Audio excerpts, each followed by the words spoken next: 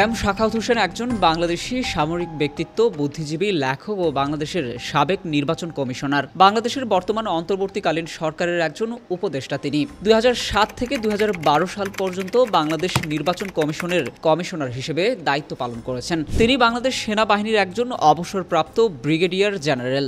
বিভিন্ন দেশীয় ও বিদেশি পত্রিকায় কলাম লেখেন। তাছাড়া তিনি ২০টিরও অধিক বই লিখেছেন।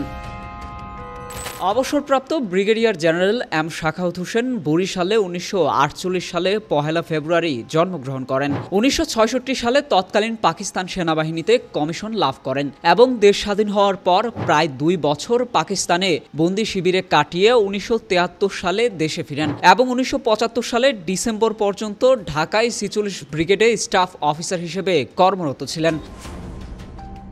শাখাওয়াত হোসেন ১৯৭৯ থেকে ১৯৮১ সালে ঢাকায় সেনা সদরে গুরুত্বপূর্ণ পদে অপারেশন ডিরেক্টরেট নিয়োজিত হন। পরে তিনি ব্রিগেডের অধিনায়ক হিসেবে ২টি ইনফ্যান্ট্রি ব্রিগেড ও ১টি আর্টিলারি ব্রিগেডের অধিনায়ক ছিলেন।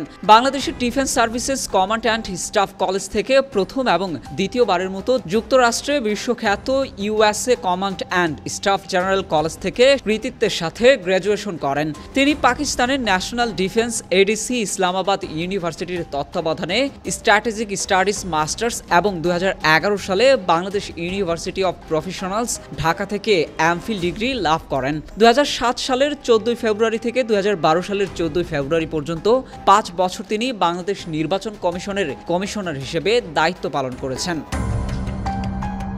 নির্বাচন কমিশন থেকে অবসরের পর তিনি জাতীয় নিরাপত্তা ও প্রতিরক্ষা বিষয়ে গবেষণার কাজ করেছেন। বাংলাদেশের সর্ববৃহৎ বাণিজ্যিক ব্যাংক সোনালী ব্যাংকের পরিচালনা পর্ষদের সদস্য হিসেবে দায়িত্ব পালন করেন ২ বছর।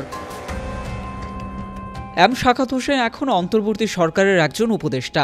অধ্যাপক ডক্টর মোহাম্মদ ইউনূসের নেতৃত্বাধীন অন্তর্বর্তী সরকারের উপদেষ্টাদের মধ্যে দপ্তর বণ্টন করা হলে অবসরপ্রাপ্ত brigadier general M Shakhawat Hossain পেয়েছিলেন স্বরাষ্ট্র মন্ত্রণালয়। পরে অন্তর্বর্তীকালীন সরকারের স্বরাষ্ট্র উপদেষ্টার পদ থেকে সরিয়ে বস্ত্র ও পাট মন্ত্রণালয়ের দায়িত্ব দেওয়া হয়েছে।